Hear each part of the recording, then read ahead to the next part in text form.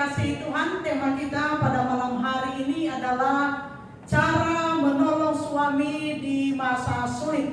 Ya, mari kita membuka firman Tuhan dari Kejadian pasal yang kedua ayat 18. Saya baca, ibu-ibu menyimaknya di rumah masing-masing. Tuhan Allah berfirman, tidak baik kalau manusia itu seorang diri saja. Aku akan menjadikan penolong baginya yang sepadan dengan dia. Ya, perhatikan ya. Kemudian saya baca dalam bahasa Indonesia sehari-hari ini lebih bisa mudah dipahami. Lalu Tuhan Allah berkata, tidak baik manusia hidup sendirian. Aku akan membuat teman yang cocok untuk membantunya.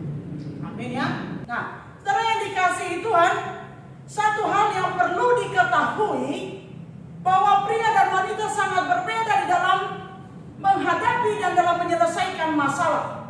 Ya, yang menurut wanita sulit belum tentu menurut pria sulit.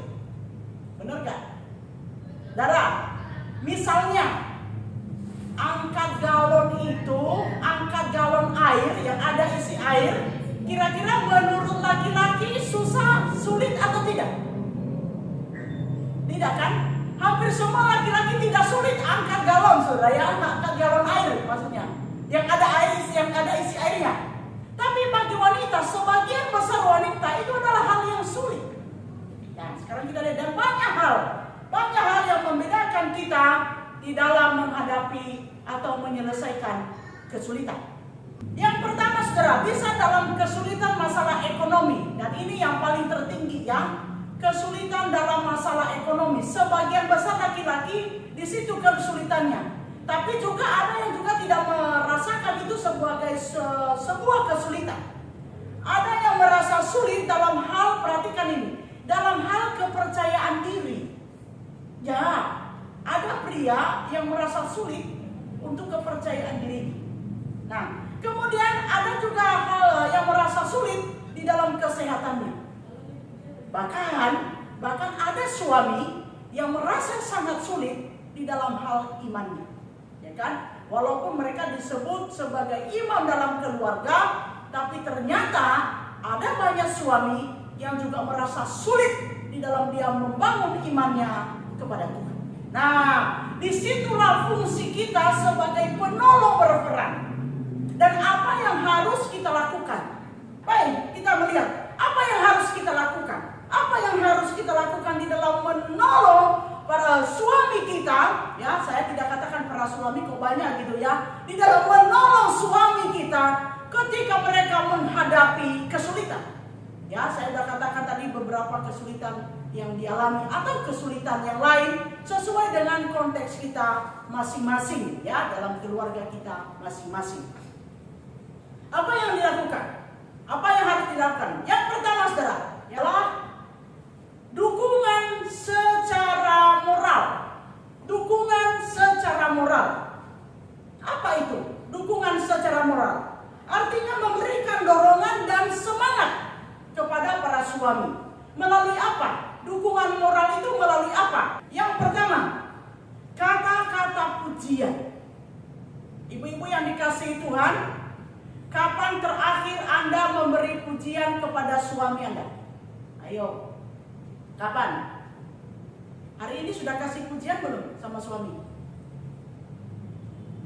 Atau lupa gitu ya? Boleh lo dijawab 1-2 orang. Kapan terakhir Anda memberi pujian? Atau justru sibuk gitu ya? Sibuk masak, sibuk nyuci, dia lupa kasih pujian. Ibu-ibu yang dikasihi Tuhan, dengarkan baik-baik. Salah satu kebutuhan para suami atau laki-laki di dalam rumah kita adalah pujian dan rasa kagum dari istri dan anak-anak. Selama ini kita paham bahwa hanya perempuanlah yang haus pujian dari suaminya dan anak. Oh, salah, saudara. Ada baca buku, saya mempersiapkan ini, saudara. Ini membaca banyak buku. Nih, nanti tak kasih tahu ibu-ibu, silakan baca lebih detail lagi, nanti bisa lebih diberkati lagi. Suami Anda, seorang pria, ternyata saudara sangat membutuhkan pujian dari istri dan anak-anak.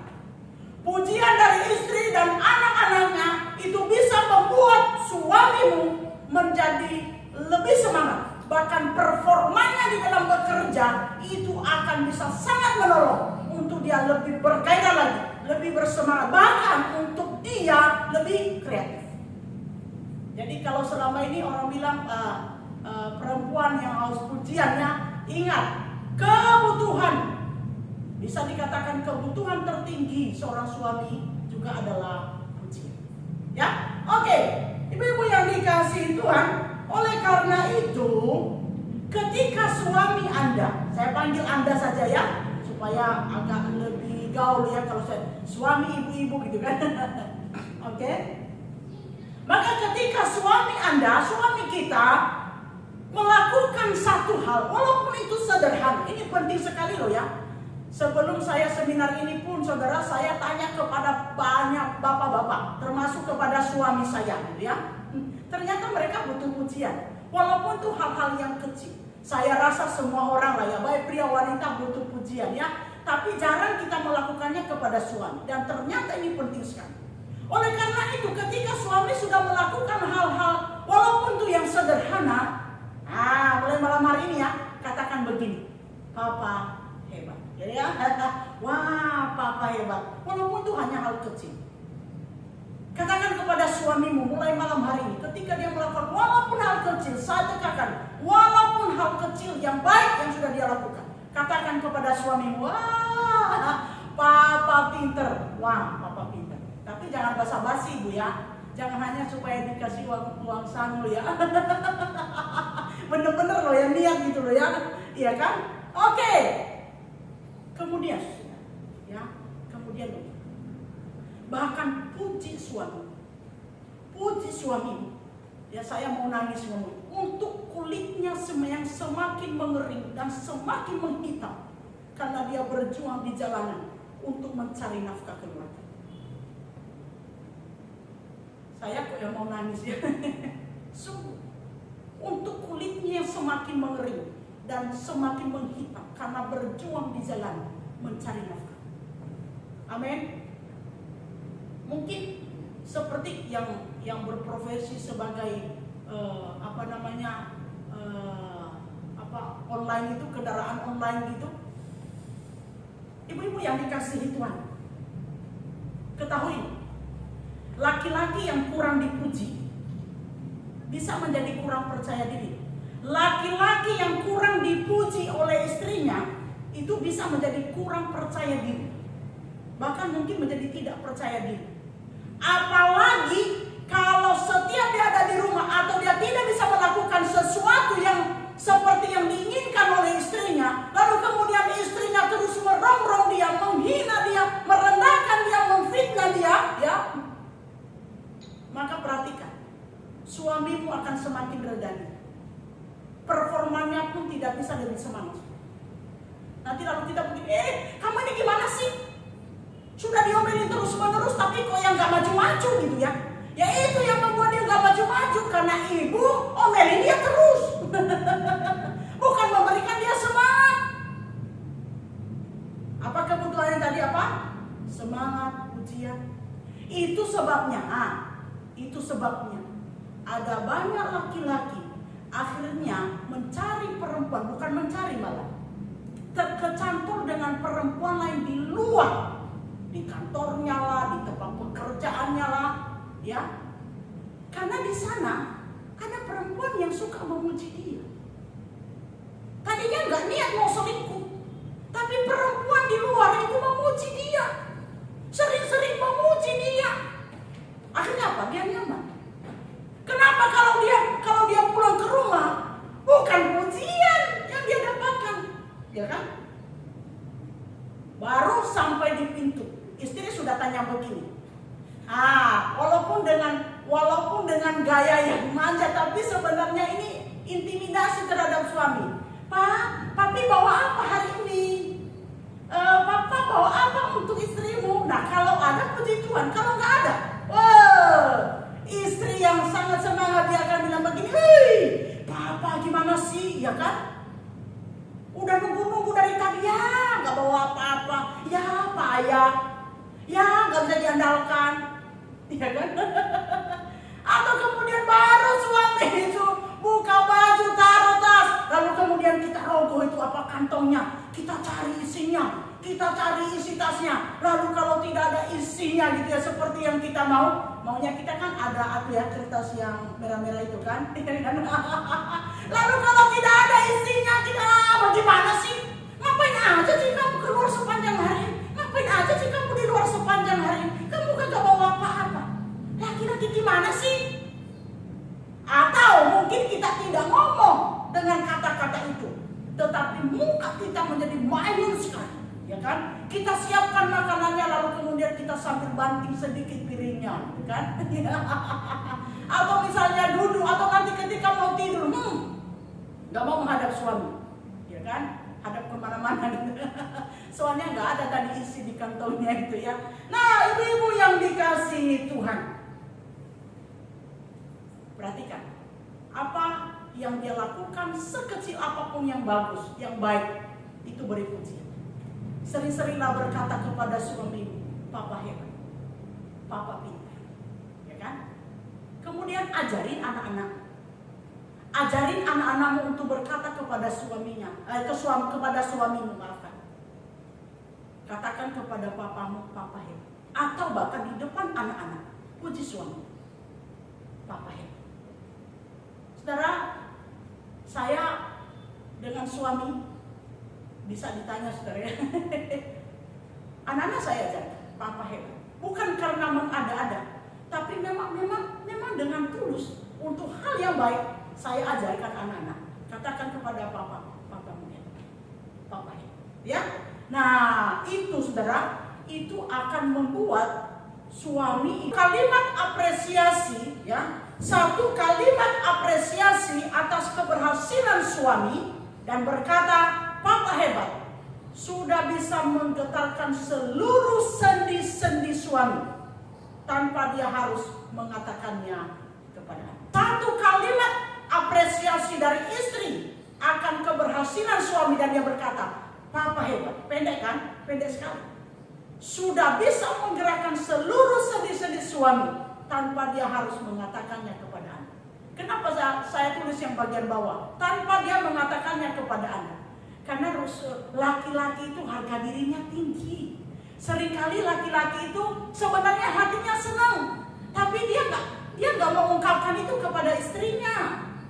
Gitu loh. Ya. Jadi ketika dia dipuji begitu dia senang, nah nanti lihat performanya dia, semangatnya dia akan bertambah. Gairahnya dia dalam pekerjaannya, dalam yang dia lakukan itu akan lebih baik. Kemudian yang kedua, yang semangat ya. Ini dukungan moral, ini masih dukungan moral ya. Kata-kata semangat. Nah, apa itu kata-kata semangat? Saudara, ucapkan apa potensi yang dimiliki oleh suami Anda. Yang paling tahu siapa suamimu, yang paling tahu potensi suami adalah siapa? Harusnya istri. Ya dong, daripada orang lain dong.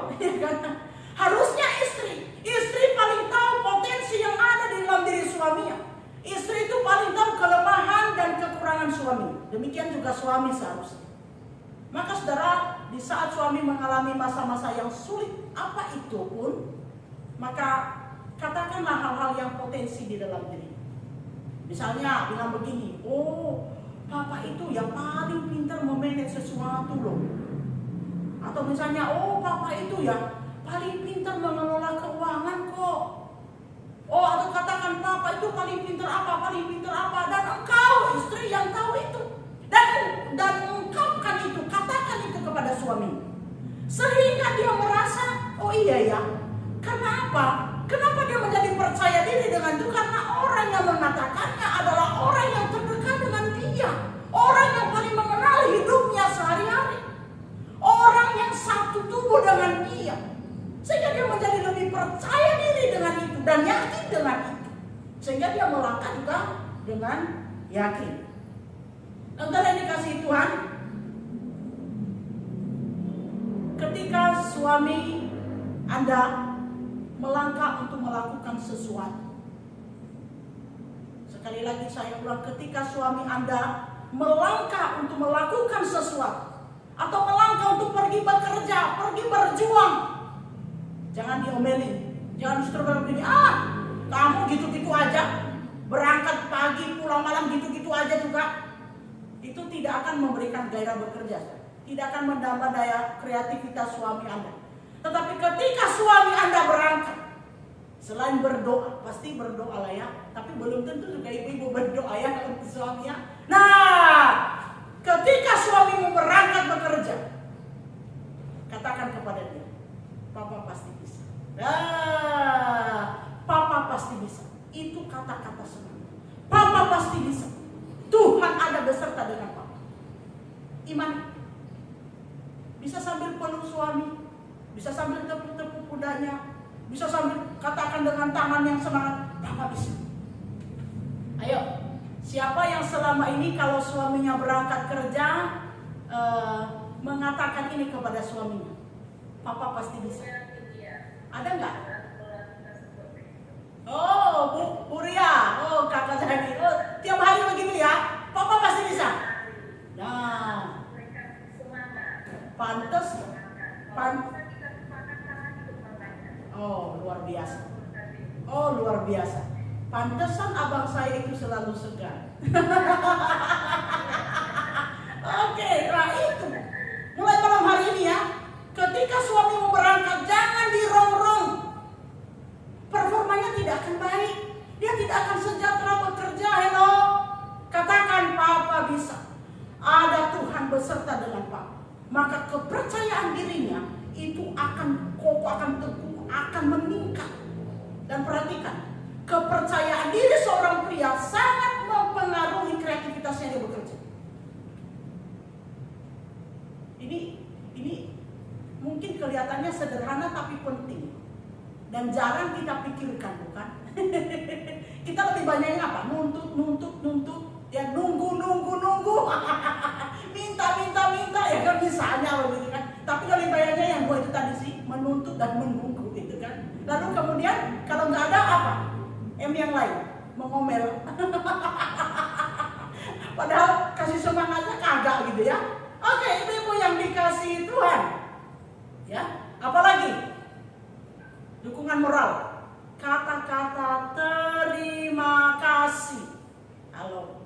Ini kelihatannya sederhana, tapi siapa yang sering berkata sama suaminya, Pak terima kasih ya Pak. Ayo. Setiap suaminya sudah melakukan sesuatu, setiap suaminya sudah memberikan sesuatu, ketika suaminya sudah berjuang, sering nggak bilang begini, Pak terima kasih. Pak terima kasih. Mungkin kalau hal-hal kecil, hal kecil begitu aja terima kasih. Kayak kalau yang besar dong, ya kan? Salah ibu, salah. Mulai dari hal-hal yang kecil supaya dia bisa menghasilkan yang lebih besar. Ya. Pak, terima kasih. Ajarkan juga anak-anak kita untuk berkata itu kepada papa mereka. Pak, terima kasih. Ibu-ibu, waktu saya mempersiapkan di dalam minggu ini, sungguh loh, saya terharu beberapa kali. Setiap saya terharu, saya cari Pak Fauzi, saya cium dia. Benar, karena saya benar-benar siapkan ini dengan hati. Saya bisa merasakan. Saya sih kalau untuk terima kasih tanya sama Pak Fauzi. Itu terima kasihnya itu sampai meluap-luap. Itu sebabnya suami saya tetap ganteng, malah tambah ganteng.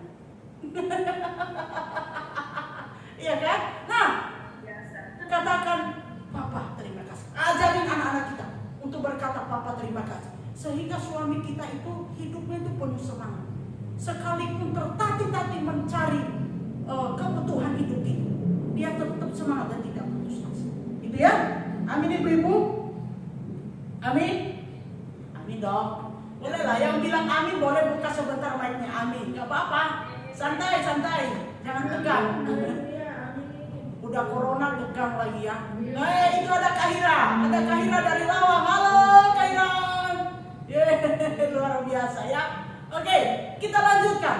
Perhatikan. Kita baca ini ya.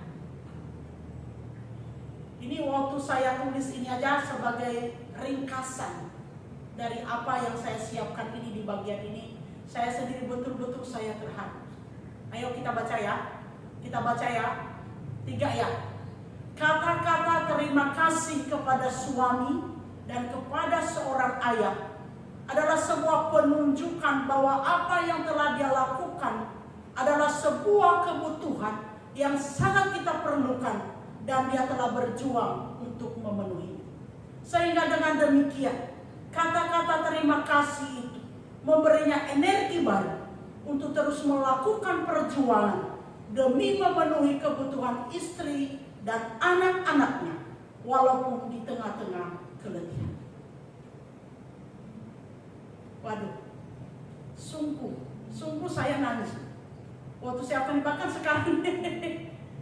Suami itu berjuang, mungkin hasilnya tidak seperti yang dihasilkan orang lain, tapi suami Anda sudah berjuang sebisa yang dia lakukan, sebisa yang bisa dia lakukan. Amin. Oleh karena itu jangan perbanyak ngomel, perbanyaklah kata-kata terima kasih, pujian, kasih semangat. Omelan tidak akan menghasilkan semangat apa-apa bagi seorang pria.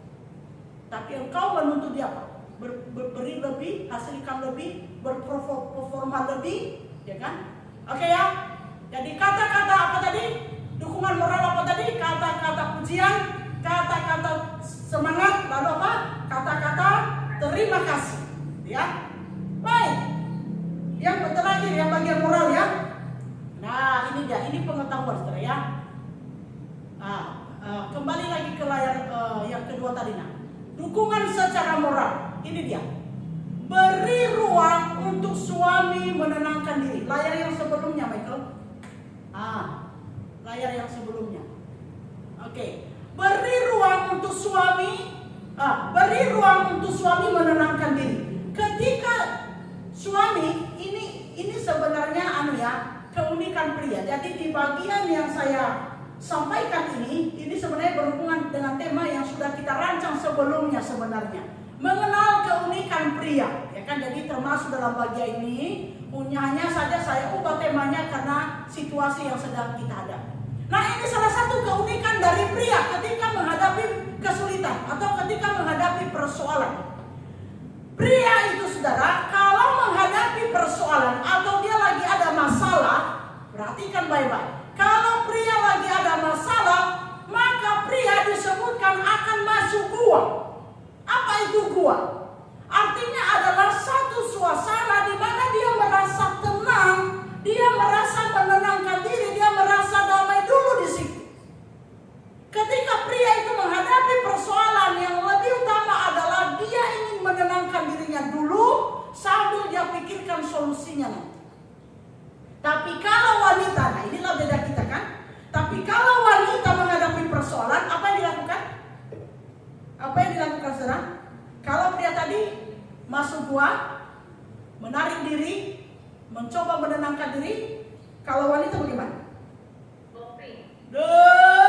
Kalau wanita proklamasi. 1. Ketuhanan yang Maha Esa. 2. Hari ini saya capek sekali dengan anak-anak. 3. Tidak ada uang belanja. 4. Wah, proklamasinya itu bisa sampai banyak. Bisa sampai 10, bisa sampai 20. Ya kan? Ya, beda nggak? Beda sekali. Nah, cilakanya adalah, ini unik sekali saudara. Nah, ini menarik untuk kita bahas ya. Saudara, kalau pria ada persoalan, dia menarik diri. Cara menarik dirinya, cara masuk gua pria ketika ada persoalan adalah misalnya, artinya ini kenyamanan dia merasa nyaman, tenang dulu. Bisa tidur, dengan tidur itu guanya. Beda-beda, tiap pria tentu berbeda-beda guanya. Bukan berarti masuk gua lalu di rumah nanti malam ini gali gua, bukan ya. Bisa dengan dia tidur. Atau pria yang lain bisa dengan dia minum kopi. Duduk dia minum kopi, dia nggak mau diganggu.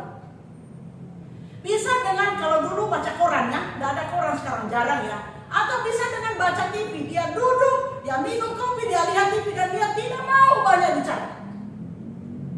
Bisa dengan apa lagi? Ayo sekarang coba salah satu menjawab. Apa gua priamu? Oke.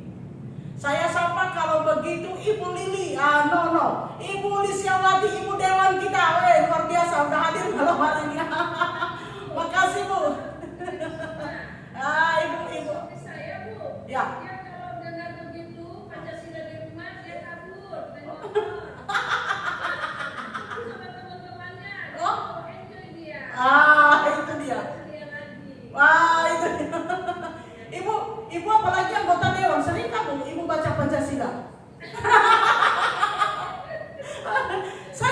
pikir semua kita lah ya, semua kita para istri, kadang lah ya, sebagus-bagusnya lah kita ini, pasti kadang lah kita membaca Pancasila di rumah itu kan. Pancasila 1, ya kan? Kenapa terlambat? 2, ini kenapa itu kenapa ini, kenapa begitu, kenapa ini, kenapa begitu, ya kan? Kenapa tidak bantu saya? Kenapa nggak ajarin anak-anak ini dan segala macam, ya? Kita punya Pancasila masing-masing. Oke, ibu-ibu yang dikasihi Tuhan. Lihat, kalau bapak tadi ya, suaminya Bu Lis tadi, guanya apa? Pergi dengan teman-temannya, kumpul ngobrol dulu, lalu kemudian apa? Dia nyaman dengan itu, dia pulang dan dia tenang kembali. Dan ketika itulah baru dia siap mendengar Pancasila yang banyak itu tadi. Loh iya loh, perhatikan loh, ini banyak wanita nggak tahu. Saya punya bukunya, kalau mau baca benar ini beneran. Kita bisa paham betul perbedaan pria dan wanita di sini. Karena saya mengajar ini. Saya mengajar ini bertahun-tahun. Judulnya adalah perbedaan pria dan wanita. Kalau orang nggak paham dia bilang begini, Bu Muli ini nggak ada kerjaan. Udah jelas lah, wanita dengan pria beda lah. Itu beda jenis kelamin, beda dalam hal banyak hal, dalam psikologinya, dalam sikap sehari-harinya, caranya menanggapi sesuatu. Banyak yang beda kita ini pria. Kalau tidak tahu ini, maka disitulah sebabnya penyebab juga tertinggi. Suami istri sering bertengkar di rumah. Bahkan yang menyebabkan suami istri banyak yang menjadi cerai. Gara-gara mereka tidak tahu perbedaan pria dan wanita satu dengan yang lain dalam menanggapi dan dalam mengerjakan sesuatu, bahkan dalam melakukan sesuatu. Ini ada judul bukunya, Mars and Venus, tapi sudah di bahasa Indonesia kan ya? Mars and Venus, perbedaan pria dan wanita. Nanti saya foto, saya akan kirim di nomor WA yang ibu-ibu sudah kirim di inbox. Bebas simpan nomor semua yang masuk inbox ya, langsung difoto aja gitu ya. Oke, lalu kemudian ada beberapa buku. Ini buku yang bagus sekali untuk dibaca, gitu ya. Oke, pria. Nah, cilakanya adalah kalau kita nggak paham. Kalau pria, apalagi pulang dari kerja, dari kantor lah, dari pabrik lah, dari apa namanya, ngegojek lah, apalah ya kan. Maka saudara, jangan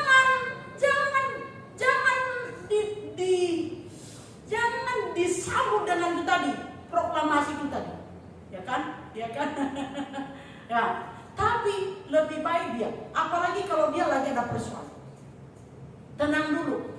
Nah, masalahnya adalah kalau wanita melihat seseorang ada persoalan, apalagi suami ada persoalan, maka tingkat keponya itu tinggi sekali. Tingkat keponya itu tinggi sekali. Ini loh ya, kalau tidak tahu ini akan jadi masalah. Suami sudah tahu ada masalah, ya kan? Ada sesuatu, dia udah capek.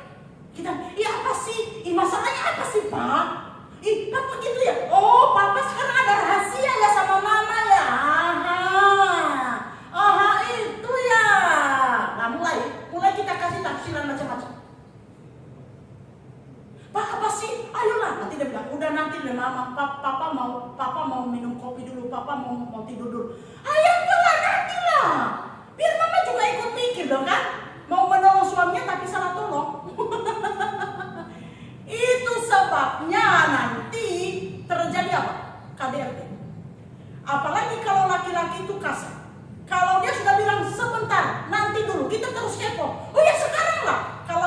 Kalau perempuan yang tidak bijaksana, itu tambahin. Oh jadi gitu ya. Masalahnya sekarang berarti ada orang lain ya yang sudah mendengar Papa ya. Oh jadi Mama nggak dibutuhkan sekarang ya. Jadi tafsirannya jadi panjang sekali, menjadi buku yang tebal. Maka kalau suamimu orang yang tenang, puji Tuhan, itu pun bisa bikin emosi loh, bisa bikin dia emosi. Tapi kalau priamu itu seorang yang kasar, itu bisa terjadi KDRT. Suami bisa pukul, suami bisa banting sesuatu, atau efeknya ke anak-anak. Anak-anak mungkin lagi nangis saat dia marah begitu, bisa anak-anak yang dipukulin sama dia. Atau barang-barang dibanting sama dia. Dan salah satu penyebab KDRT sebenarnya juga sikap wanita yang tidak bisa diam ketika suami berkata diam. Ketika suami tidak mau diomelin, dia terus bicara. Maka laki-laki yang cenderung kasar itu bisa KDRT. Yang tidak KDRT pun bisa menjadi KDRT. Nah, kapan-kapan kita bahas ya. cara menangani KDRT ya, kekerasan dalam rumah tangga. Dan kasih Tuhan, sekali lagi ya, kata-kata terima kasih ya, kata-kata pujian tadi sudah ya, lalu kemudian beri ruang untuk suami menenangkan diri. Kalau dia sudah tenang, maka kemudian dia bisa keluar dari guanya dan dia siap untuk mendengar. Kalau dia masih di dalam suasana guanya, dia belum mau bicara, Anda pun bicara, paling yang dia tangkap 25%. Nanti ada ngomong, iya, lalu kemudian ada curhat, kan? Seharian Anda ketemu kan, yang berapa ribu kata itu belum keluar, lalu dihajar aja ya. Saudara, paling banter dia dengar, paling banter 25%, paling banter loh. Kalau enggak 10%, ya kan? Lalu ada curhat, ini tadi masalahnya ini, anak-anak tadi ini, mama tadi, lihat tetangga kita tadi, ini begini begitu. Lalu kemudian, beberapa menit kemudian ada tanya begini, Pak, gimana pendapat Papa tentang yang mama katakan tadi? Pasti dia jawab begini, ya, mama ngomong apa ya tadi ya? Mama ngomong apa tadi ya? Wah, kita jadi marah nggak? Marah. Oh, jadi mama nggak dengar aku tadi ya? Jadi aku udah ngomong ini, udah kemana-mana ceritanya. Padahal hanya satu penyebab, engkau tidak tahu bahwa dia sedang masuk. Maka yang saya lakukan, karena kami sama-sama tahu pengetahuan ini, maka kami lakukan dengan suami dan saya adalah, ketika misalnya saya ingin bicara, saya katakan, Pak, aku pengen ngobrol. Nah, kalau misalnya dia nggak siap, dia bisa bilang begini, Ma, nanti dulu ya, Papa lagi konsentrasi untuk mengerjakan ini. Ya udah, saya paham bahwa dia lagi butuh ketenangan. Ya udah, sudah dong. Daripada saya capek ngomong, hanya 10% yang diserap. Nanti saya bisa marah. Saya ulangi lagi, nanti kan capek sayanya kan. Ya udah, lebih baik di waktu yang tepat, bicara yang tepat, jawabannya tepat, benar. Nggak ada pertengkaran, oke? Ya. Sekarang sudah kenali gua suami Anda? Sebelum saya lanjut, siapa yang masih belum mengenali gua suaminya? Tanda petik gua. Oke ya, nanti boleh lanjut sambil tanya-tanya ya. Tapi kembali ke atas tadi untuk dukungan moral, ya, kata-kata pujian, kata semangat, ya. Ketahuilah ini, ketika pria merasa tidak dibutuhkan, maka ia akan menarik diri dan berpura-pura bersikap egois. Bisa jadi di penyebab kenapa suamimu menarik diri juga hari-hari ini atau hari-hari sebelumnya. Atau ini bisa menjadi penyebab, ya, suamimu menjadi performanya menjadi tidak baik di dalam pekerjaan atau dalam keluarga. Karena sesungguhnya hasrat dan harga diri tertinggi seorang pria adalah ketika ia dengan gagah dan sanggup memberi kebutuhan istri. Pria yang merasa dibutuhkan, ia akan menarik diri, pura-pura ya, pura-pura egois. Jangan-jangan itu sebabnya suamimu akhir-akhir ini mencoba untuk menentang, ya kan? Kenapa? Mungkin engkau menunjukkan sikap yang seakan-akan tidak membutuhkan, padahal membutuhkannya, gitu ya. Oke, itu dukungan moral tadi ya.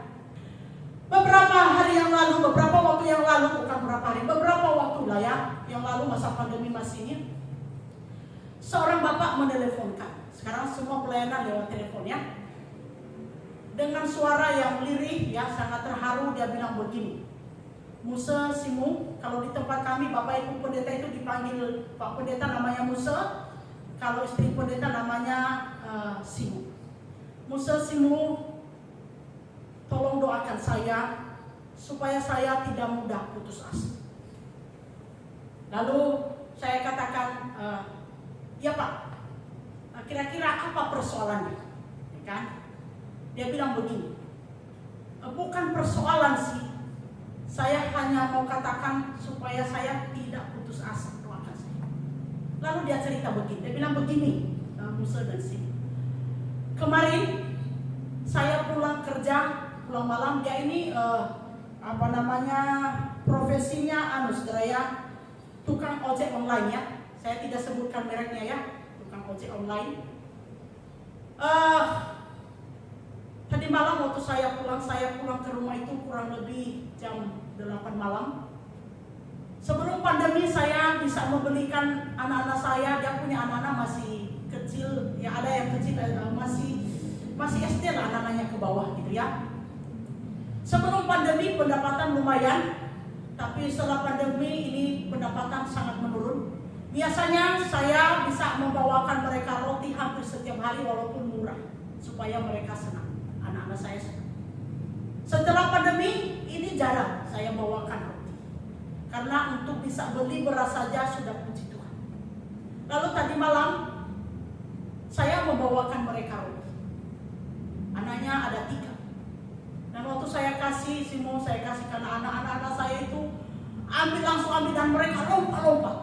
Sambil lompat-lompat mereka bilang gini, "Pak, makasih ya Pak, makasih ya Pak," gitu kan. Lalu mamanya pun istrinya, saya bilang istrinya luar biasa, jempol untuk istri. Istrinya pun ikut senang, ikut, "Oh makasih ya Pak, makasih ya Pak," gitu ya. Lalu dia bilang kepada anak, "Ayo kita katakan sama-sama ya sama Papa yuk. 1, 2, 3, bilang apa? Makasih Papa," gitu.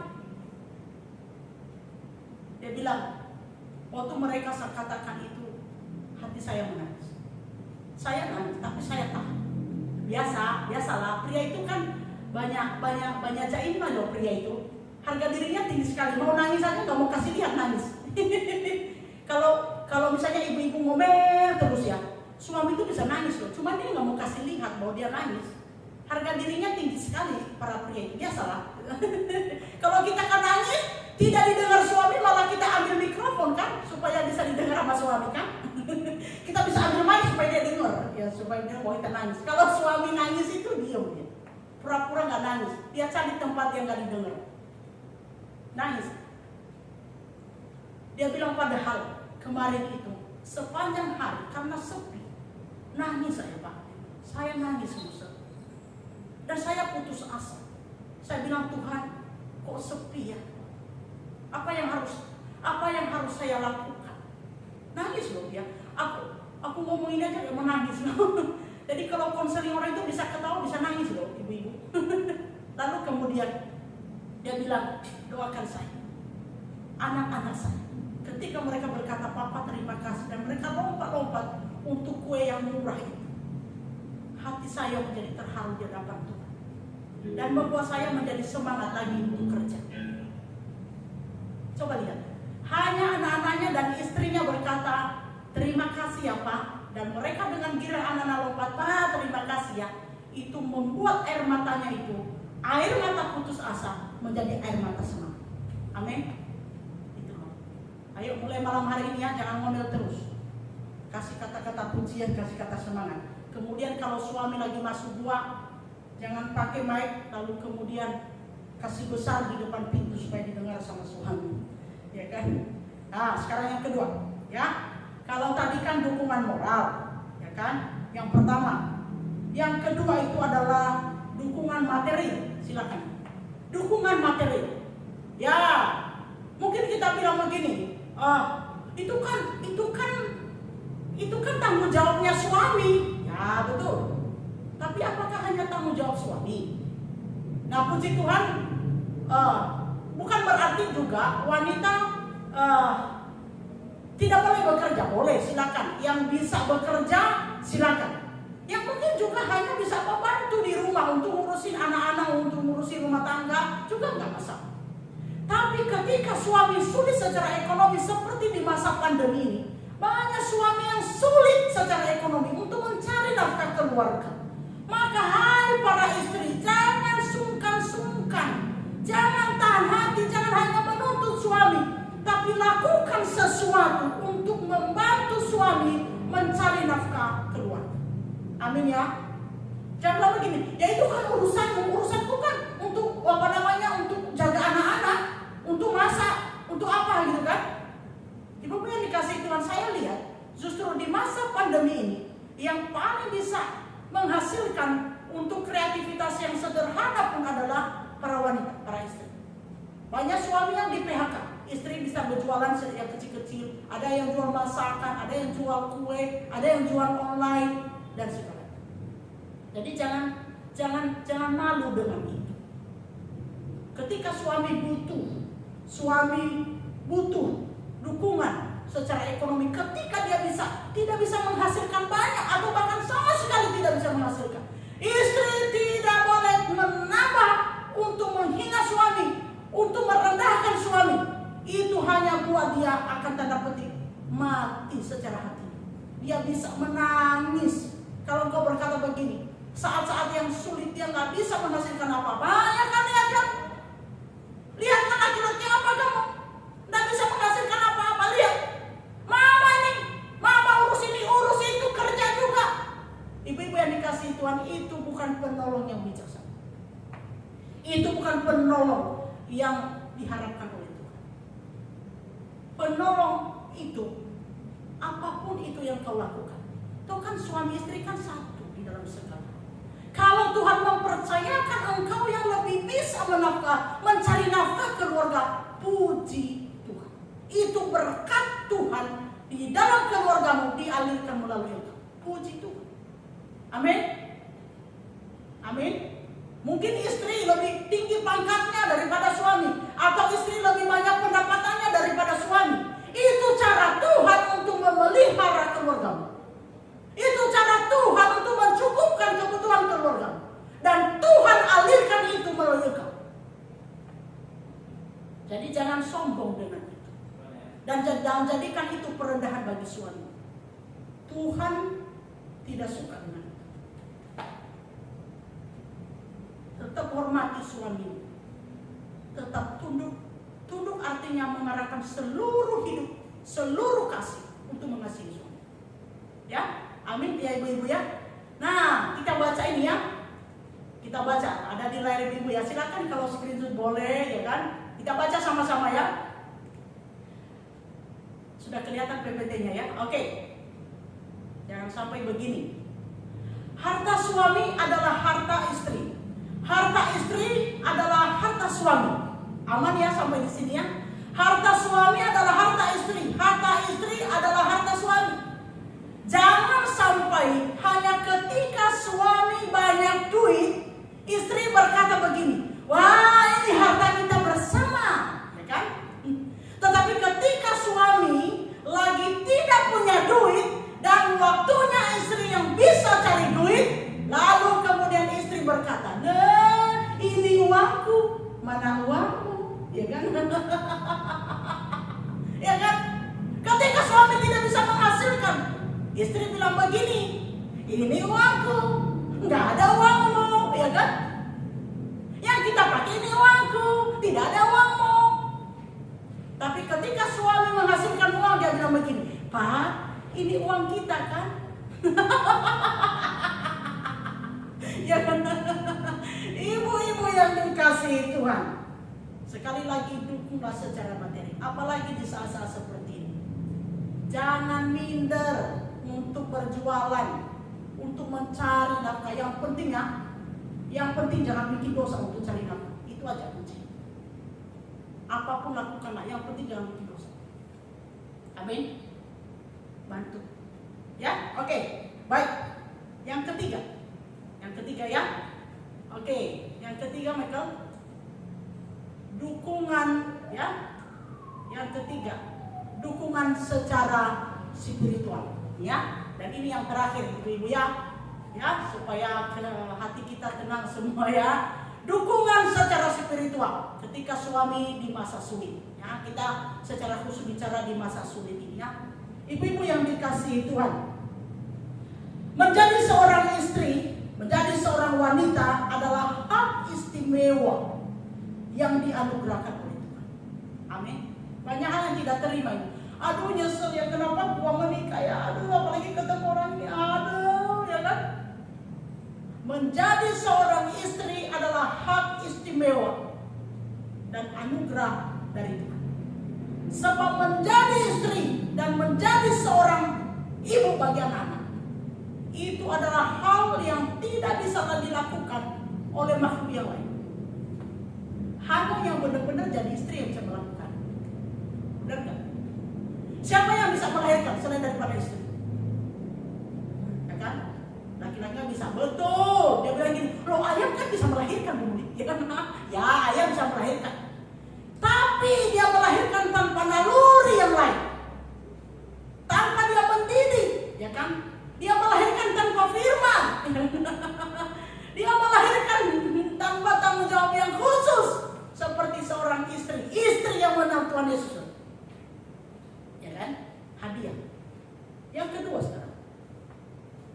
suamimu adalah hadiah dari Tuhan. Amin. Pertama tadi ya, menjadi istri adalah hak istimewa dan anugerah dari Tuhan. Catat. Yang kedua, suamimu, ya suamimu ini sekarang, nih, suamimu dia di mana sekarang ya suamimu? Suamimu di sana, ya kan? Suamimu itu adalah hadiah dari Tuhan. Hadiah, ya, hadiah dari Tuhan. Tahu hadiah ini? Sebelum menikah, hadiah itu udah dibungkus oleh Tuhan. Lalu kemudian Tuhan tahu ini adalah hadiah yang terbaik untukmu, ya kan? Lalu kemudian Tuhan memberikan hadiah itu. Ketika hadiah itu dibuka, nah, ada yang bilang begini, malam pertama masih indah tuh hadiah, ya kan? Malam kedua mungkin masih indah. 1 bulan, 2 bulan, 3 bulan, 1 tahun, 10 tahun, 20 tahun masih indah nggak dia itu? Masih bagus. Bisa jadi kita bilang, aduh hadiah apa ini dari Tuhan? Hadiah kok jelek amat? Ih hadiahnya kok payah amat? Ih hadiahnya kok rusak amat dari Tuhan? Hadiah apa? Tapi ketahui ibu-ibu yang dikasihi Tuhan, Tuhan tahu itu adalah yang terbaik. Ketika dia mempersiapkan hadiah itu adalah yang terbaik. Maka engkau terima itu dengan apa adanya dan dengan sukacita. Dan nikmatilah. Amin. Halo. Beberapa waktu yang lalu waktu hari mama, suami saya sama anak-anak siapkan bunga ini. Ya. Kalau mereka kasih surprise, benar-benar mereka, aduh, kayaknya suami saya itu paling susah kalau cari hadiah. Nggak tahu, mungkin anak-anak kasih ide kali. Pokoknya mereka rusuk, pokoknya cari hadiah ini. Bunga ini. Nggak tahu mereka beli di mana. Online atau di mana kalau mereka beli, ya kan? Mereka bilang rahasia. Nggak boleh saya tahu, rahasia. Hari mama, lalu mereka ucapkan selamat. Mereka tahu, mereka pasti menyediakan ini bahwa ini adalah yang terbaik dan yang membuat mama bahagia. Pasti, apalagi Tuhan. Nah saya senang sekali. Karena apa? Sebenarnya jujur ya, saya ini termasuk golongan wanita karir model saya. Untuk mengurus bunga itu bukan bagian saya. Ada kakak saya di sini dan ada jemaat di sini. Mereka tahu banget ini. Kalau bunga di gereja ini udah rusak-rusak itu bagiannya Bu Yanti, Bu Dia, Bu Mina itu kan. Saya nggak bisa atur-atur lah. Benar-benar saya tidak begitu tertarik dengan bunga. Saya indah melihatnya, tapi untuk benar-benar mau siapkan bunga, mau beli bunga bukan saya banget. Kalau beli buku ya, di rak buku bawa banyak sekali buku. Beda-beda ya, dengan keunikan masing-masing. Tuhan itu memakai hidup kita jadi berkat. Nah karena ini pemberian dari anak-anak, dari suamiku. Walaupun saya nggak terlalu peduli dengan bunga, tetapi saya melihat bunga ini sangat berharga. Saya simpan baik-baik bunga ini dan saya taruh di kamar. Ya, saya melihat ini sebagai sesuatu yang berharga. Bahkan nggak boleh berdebu bunga ini. Ini nggak ada debunya loh. Kalau Mbak bersih rumah, saya ingatkan Mbak, jangan lupa loh ya bersihkan bunga ya. Bunganya bersihkan ya. Karena apa? Ini hadiah dari orang-orang yang kucinta. Dan mereka memberinya dengan sepenuh hati. Walaupun hanya setangkai bunga. Amin.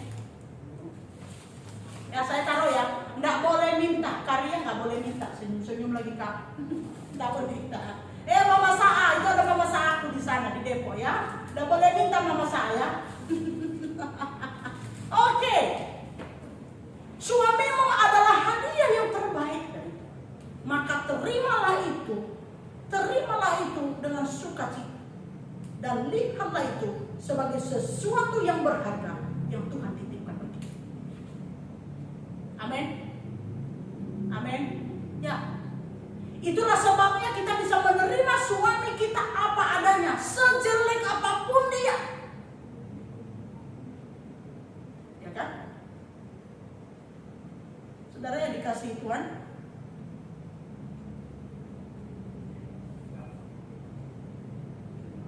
Perhatikan. Atau mungkin ada hal-hal yang kita lihat, nyesel aku menikah sama dia. Hadiah apa ini? Udah robek sana, robek sini. Apa hadiah ini? Saudara, kalau engkau melihatnya sebagai anugerah dan yang terbaik dari Tuhan, Tuhan tahu itu porsinya pas untuk Anda. Kalau ada hal yang tidak kau suka dari suami, itu sengaja Tuhan taruh itu di dalam dirimu sebagai pendampingmu. Karena hal-hal yang tidak kau suka itu engkau harus rendah hati untuk menyukainya. Engkau harus belajar banyak hal, mungkin belajar sabar, belajar rendah hati, belajar tidak sombong lagi, belajar untuk mandiri, belajar apa?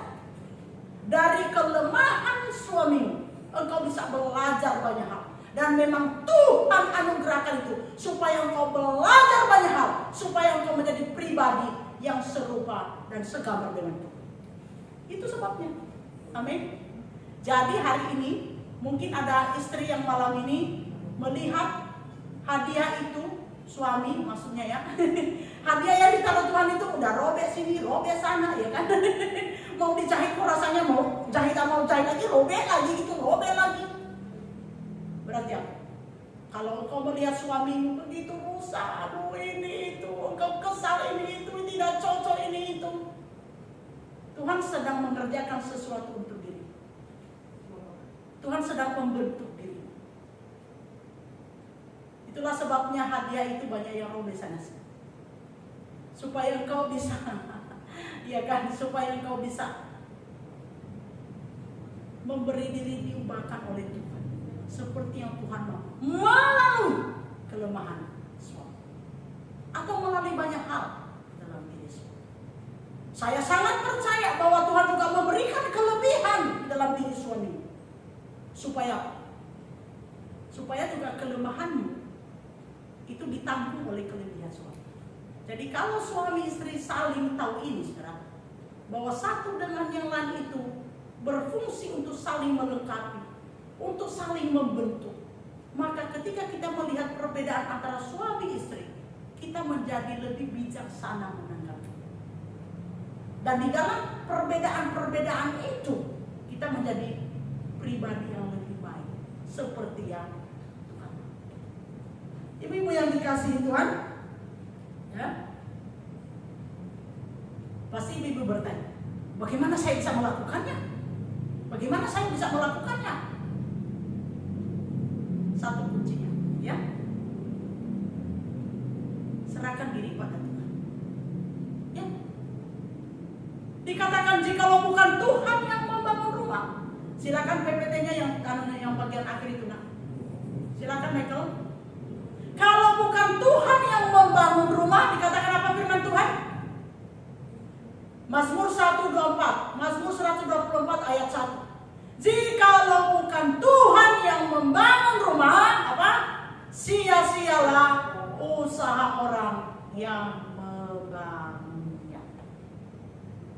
Amin. Sadarkan diri kepada Tuhan. Dan bagaimana kita bisa melakukannya?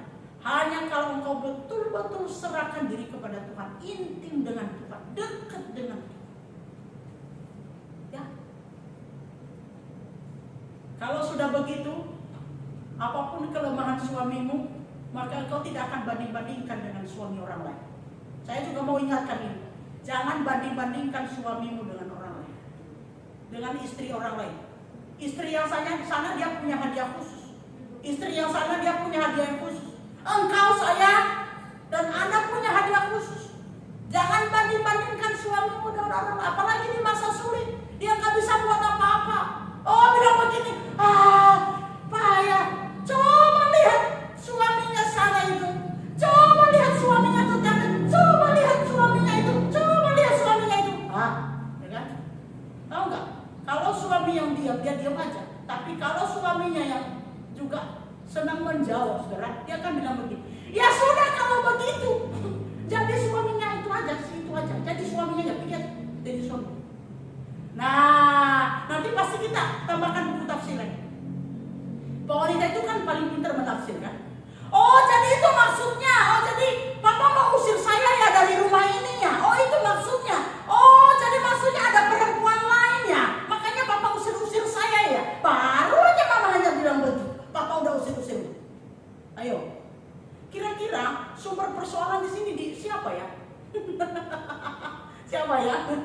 Kita yang memunculkan masalah, lalu kita yang membuat tafsiran, lalu kita juga yang apa? Marah-marah. Halo. Banyak wanita yang seperti itu. Dia yang memunculkan masalah, dia menghasilkan tafsiran, lalu dia marah-marah. Ibu-ibu yang dikasihi Tuhan, ya, jangan membanding-bandingkan suamimu dengan suami. Apapun model suamimu, itu adalah hadiah terbaik dari Tuhan. Tetaplah menghormati, tetaplah mengasihi, tetaplah jadi penolong yang baik bagi. Terlebih di masa sulit. Ada 3 tadi ya, PPT yang terakhir nah. Ada 3 tadi. Ya.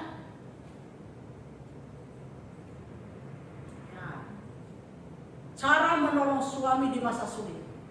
Dukungan secara moral. Apa yang harus dilakukan? Apalagi dukungan secara materi. Dukungan secara spiritual. Istri yang mengenal Tuhan dengan benar. Ini kita baca sama-sama ya. Boleh ya dibuka, silakan. Ini yang terakhir ya. Boleh dibuka mainnya, boleh. Kita baca yang terakhir ini. 3 ya. Istri yang mengenal Tuhan dengan benar. Dalam segala situasi, dia akan selalu berkata kepada suami, jangan takut, ada Tuhan beserta dengan ini akan menjadi barometer apakah seorang istri itu adalah seorang yang takut akan Tuhan atau tidak. Terlihat dari sini, dari kata-kata ini. Kalau dia seorang istri yang takut dekat dengan Tuhan, yang intim dengan Tuhan, yang bergaul erat dengan Tuhan, yang memiliki iman yang teguh di dalam Tuhan, maka ketika mereka menghadapi kesulitan dalam keluarga, ketika suaminya menghadapi kesulitan dalam banyak hal, dia pasti berkata begini, jangan takut, ada Tuhan beserta dengan kita. Itu di situ kunci. Amin. Sekali lagi ibu-ibu, yang terakhir kan, PPT yang terakhir Michael, yang terakhir, ya. Cara menolong suami di masa sulit. Yang pertama, beri dukungan secara moral, beri dukungan secara materi, beri dukungan secara spiritual. Tadi moral apa? Dengan kata-kata apa tadi? Dengan kata pujian, kata-kata semangat, ya, kata-kata terima kasih, dan memberi ruang kepada suami untuk menenangkan diri ketika ada masalah. Dukungan materi dan dukungan spiritual. Oke, ibu-ibu yang terkasih di dalam Tuhan, terima kasih. Sampai di sini yang bisa saya bagikan. Mari kita berdiskusi. Kalau ada yang mau bertanya, silakan. Atau misalnya ada yang ingin menambahkan, atau misalnya dapat berkat di bagian mana, silakan pada malam hari. Ya. Kemudian saya lupa satu hal. Musa kode-kode saya di sini. Musa ternyata ada rekam video. Suami saya, Pendeta Fauzi, katanya ada video. Sambil ibu-ibu tolong ya siapkan pertanyaannya atau nanti ada yang bersaksi. Kemudian ya kita dengarkan dulu video. Saya di kode-kode dari sini ternyata ada surprise. Luar biasa. Suamiku namanya Pendeta Fauzi, ganteng sekali. Sudah nak? Ada? Oke, silakan. Shalom saudara-saudara yang dikasihi Tuhan. Senang sekali pada hari ini saya akan memberikan sedikit kesaksian atau testimoni berkaitan dengan apa yang saya alami bersama dengan istri saya. Saya sudah menikahi istri saya selama sekitar 20 tahun. Saya bersyukur kepada Tuhan karena dalam keluarga saya dikaruniai seorang istri yang baik, yang luar biasa, yang selama ini hadir, menopang, hadir menjadi seorang penolong yang baik dalam kehidupan saya secara pribadi maupun juga dalam keluarga. Dia adalah seorang istri yang pada waktu saya sakit, dia selalu hadir untuk memberikan perawatan, pendampingan, dan penguatan kepada saya. Bahkan juga pada waktu saya sehat, dia sangat memperhatikan penampilan saya, dia juga memperhatikan tubuh saya, memperhatikan kesehatan saya. Pada waktu saya pergi pelayanan, dia tidak pernah lupa mendoakan. Bahkan juga saya tahu pada waktu malam dia diam-diam mendoakan saya, ya, tumpang tangan ke kepala saya dan mendoakan saya. Dan saya sangat bersyukur karena dalam segala musim kehidupan dia menjadi seorang pendamping, penolong yang menopang, yang menguatkan, yang menjadi pendorong bagi saya, sehingga saya bisa melayani Tuhan dengan baik, saya bisa melayani Tuhan dengan maksimal. Dia memberikan motivasi, dia memberikan semangat kepada saya. Dan saya bersyukur kepada Tuhan karena kehadiran istri saya yang sangat luar biasa. Saya berharap ibu-ibu, kaum wanita dimanapun juga menjadi para wanita yang menjadi penolong bagi suaminya, sehingga suaminya menjadi pria yang kuat, yang tangguh dalam menjalani kehidupan yang tidak mudah ini. Sampai jumpa, Tuhan Yesus memberkati kita.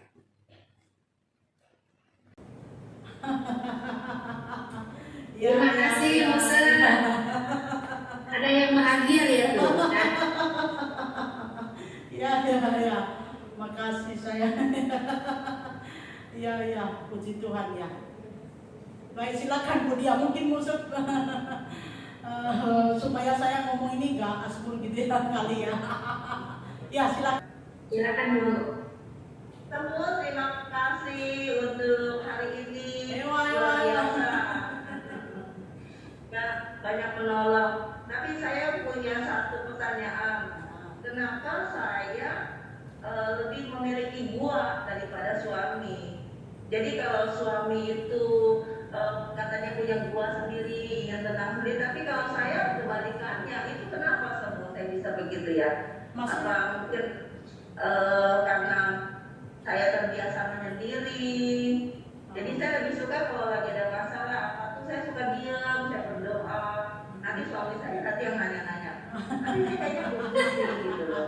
Saya pikir Ibu mau ditampung dulu apa langsung sih Bu? Langsung aja. Lina yang punya dua malah. Langsung aja, biar yang lain nanti sambil nunggu yang lainnya.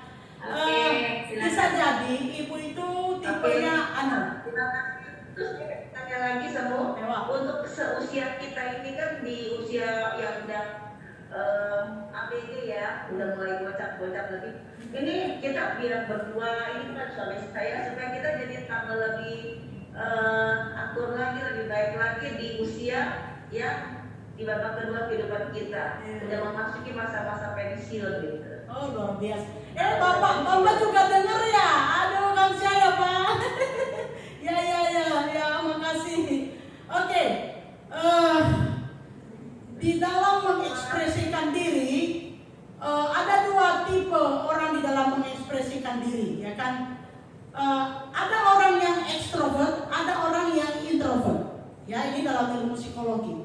Orang yang ekstrovert itu, ini kan lebih khusus lagi nih ya, kalau kita tarik lebih khusus lagi dalam kasus-kasus tiap orang ya.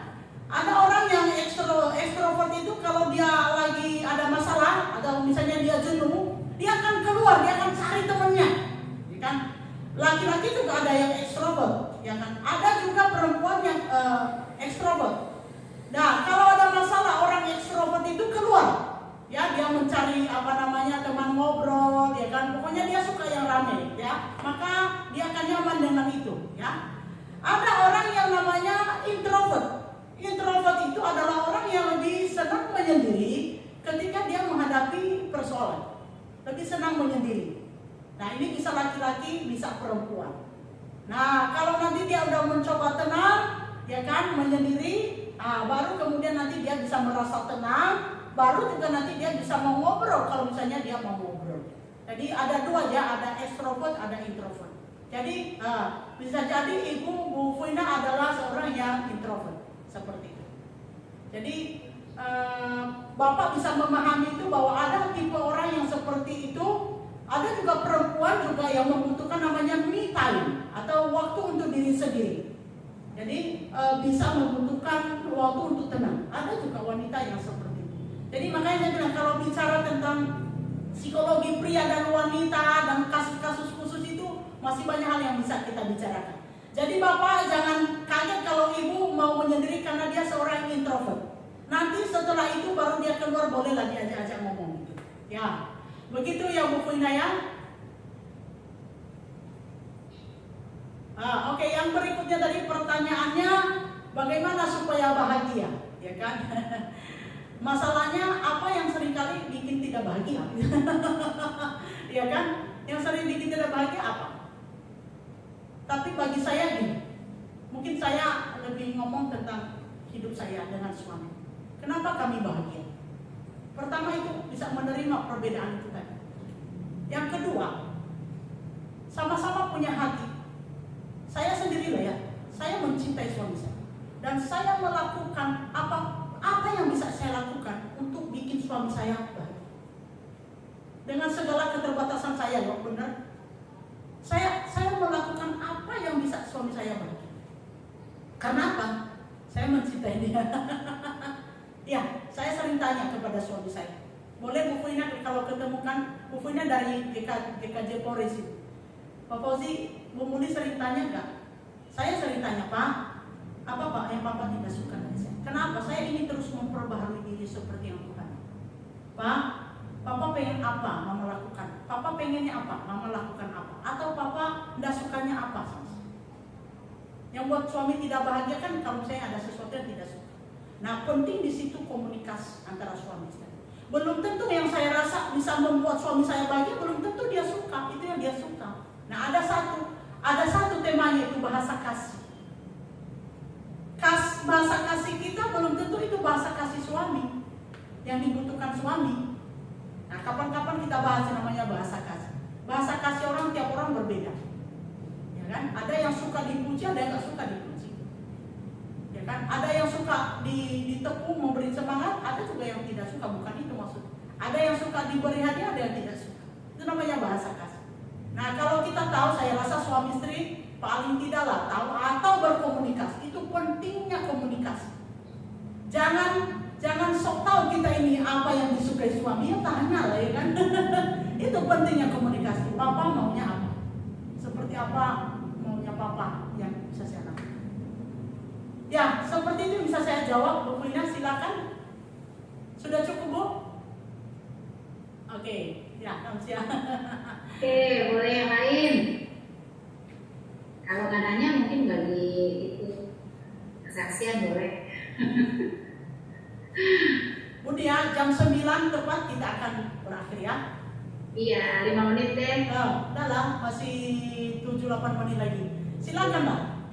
Ya, mungkin ada yang mau sharing. Takutnya nggak lihat sama saya, tangannya melambai tapi saya nggak lihat. Ayo ibu-ibu buka suaranya aja. Ini kayaknya ada yang muda deh. Siapa ini ya? Belum ada namanya nih, pakai Android dulu. Malam hari ini kita tadi waktu puncaknya seminar ada 90-an ya. Kalau nggak salah. Ya, 86. 86 tadi ya. Nah, kayaknya sudah ada yang mulai lapar ini. Sabar ya. Ibu-ibu yang masih 70 sekian ini bertahan dulu sampai jam 9 ya. Kalau nggak ada, ayo silakan. Ada? Atau ada yang mau sharing? Cukup semua ya? Oh, berarti sudah jelas semua ini. Atau misalnya punya siapa yang dapat berkat apa pada malam hari ini?